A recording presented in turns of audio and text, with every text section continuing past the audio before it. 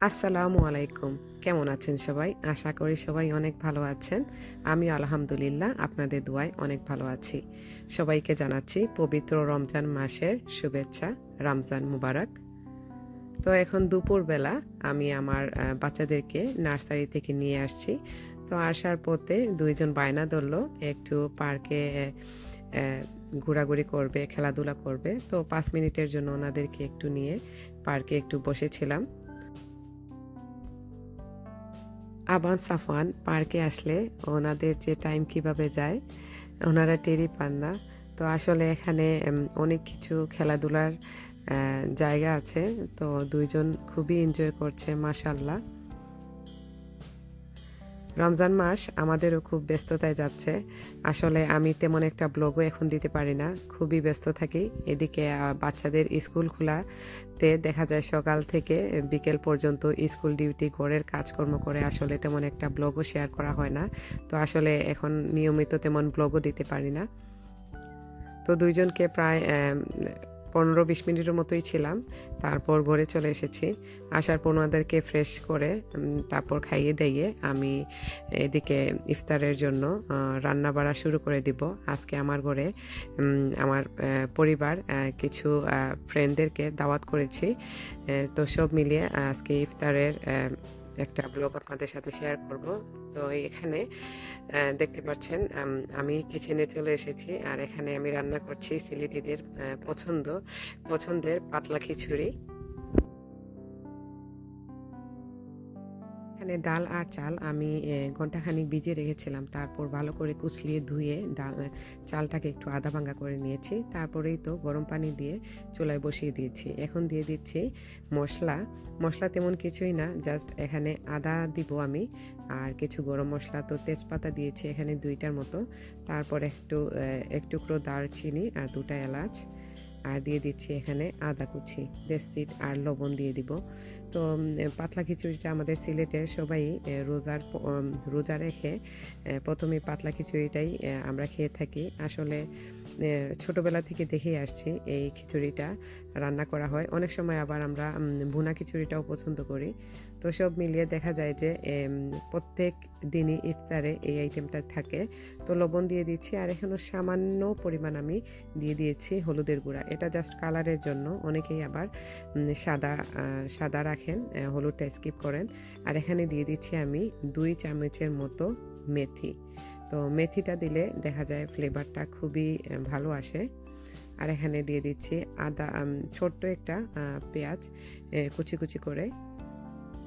তারপর অপেক্ষা করব সিদ্ধ হওয়া পর্যন্ত। ২০-২৫ মিনিট রান্না করার পর চালটা সিদ্ধ হয়ে এসেছে। আর এটা যত বেশি সিদ্ধ হয়ে নরম হবে আর পাতলা পাতলা থাকবে, তত এই খিচুড়িটা খেতে মজা। তো সিদ্ধ হওয়ার সময় হয়ে গেছে। চাইলে আপনারা পাতিলের মধ্যে ২ টেবিল চামচ ঘি দিয়ে নামিয়ে নিতে পারেন। তো আমি এই খিচুড়িতে একটা ফোড়ন দিতে খুব পছন্দ করি। তো এখানে আমি আদা আর ঘি দিয়ে একটা ফোড়ন দিয়ে দিচ্ছি বা বাগার দিয়ে দিচ্ছি। এটা চাইলে আপনারা দিতে পারেন অথবা শুধু ঘি দিয়ে নামিয়ে নিতে পারেন। দেখা যায় এই ফোড়নের জন্য খিচুড়িটা খেতে খুবই ভালো লাগে। তো এই তো এখন নামিয়ে নিব। আর এখানে আমি রান্না করছি বুটের চানা বা কালো চানা। এইটা আমরা সিলেটিরা খুবই পছন্দ করি। সবাই মোটামুটি অনেকেই ডাবলি বুটটা মানে সাদাটা পছন্দ করে, কিন্তু আমরা এই কালো চানাটা বেশি পছন্দ করি। তো রান্না প্রায় হয়ে এসেছে। আর আসলে ইফতারের আগ মুহূর্ত থাকে খুবই তাড়াহুড়া, আর আমি এক হাতে সব কিছু রান্না বাড়া করছি। তো সবগুলার ভিডিও ক্লিপস আসলে আমি ভালোভাবে নিতে পারছি না। তো চানা নামানোর পর তারপর রান্না করছিলাম এখানে আখনি। তো এখানে আমি আখনির জন্য যে মিটটা আগে থেকেই রান্না করা ছিল, তো এর জন্য আমার রান্না করতে বেশি একটা সময় লাগেনি। জাস্ট চালটা আমি ভালোভাবে ভেজে তারপর রান্না করা মাংসটা দিয়ে দিয়েছি। তো আসলে ইফতারের আগে এত কিছু ঝামেলা আসলে করা যায় না। তো এখন রেখে দিব।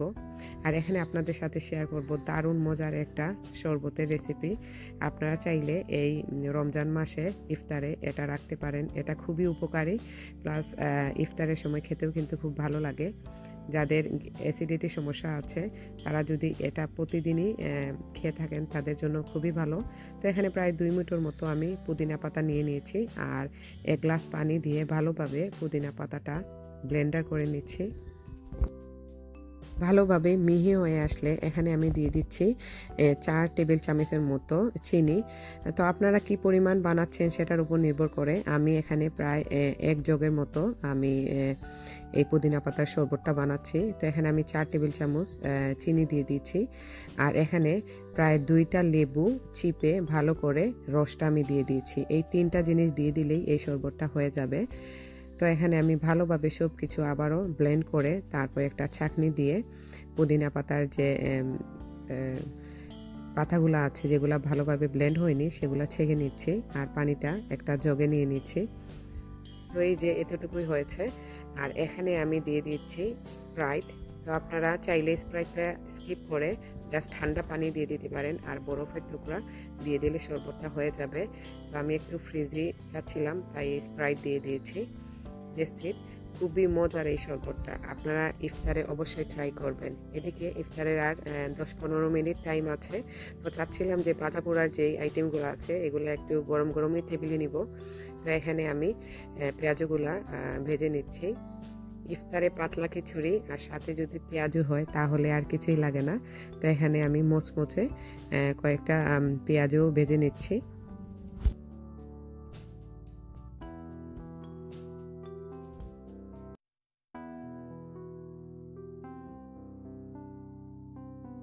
এখানে কিছু জুকুনি আমি ভেজে নিচ্ছি। এগুলা বেগুনের মতোই মজা লাগে আর এইটা আমি জাস্ট বেগুনের যে আমরা ব্যাটার দিয়ে বানিয়ে থাকি সেটার মধ্যে সেম শেপ করে আমি জুকুনিগুলা কেটে নিয়েছি। তো এগুলা আসলে এত মজা হয়, বেগুনের চেয়ে জুকুনি দিয়েই বেশি বানালে ভালো লাগে আর খেতেও মজা লাগে। তো আমি দেখা যায় যে বেগুনিটা স্কিপ রাখি কারণ দেখা যায় অনেকে অ্যালার্জির সমস্যা থাকে। তো এইদিকে মোটামুটি সব কিছুই টেবিলে নিয়ে এসেছি আর আজকে যা যা বানিয়েছি এই যে টেবিলে অলরেডি রাখা। এখানে ট্যাং বানিয়েছিলাম, তারপর ছিল মিন্টের শরবত আর এই তো ভাজা পোড়া সব আইটেমগুলোই মোটামুটি একটু একটু করে রেখেছি। তারপর এখানে উইংস বানিয়েছিলাম, এয়ার ফ্রায়ারে দিয়ে উইংস করেছি। আর এই তো সালাদ ছিল, পাতলা খিচুড়ি, তারপর আখনি।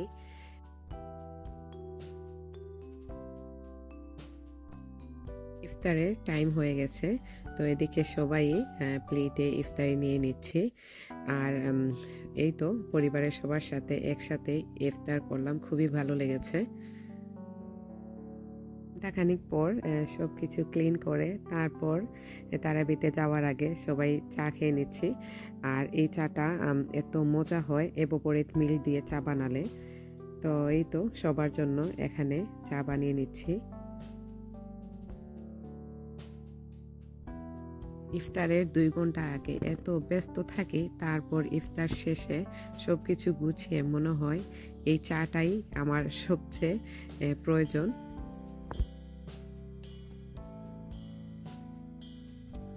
আমার মতো কারা কারা আছেন ইফতারের পরে চাটা মাস্ট লাগে অবশ্যই কমেন্ট করে জানাবেন। তো এখানে এই তো সবার জন্য চা নিয়ে নিচ্ছি।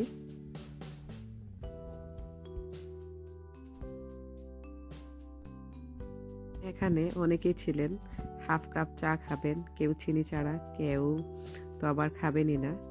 তো সবাইকে দিয়ে আমি আমার বড় বালতি দিয়ে 1 বালতি চা নিয়ে এই যে বসেছি।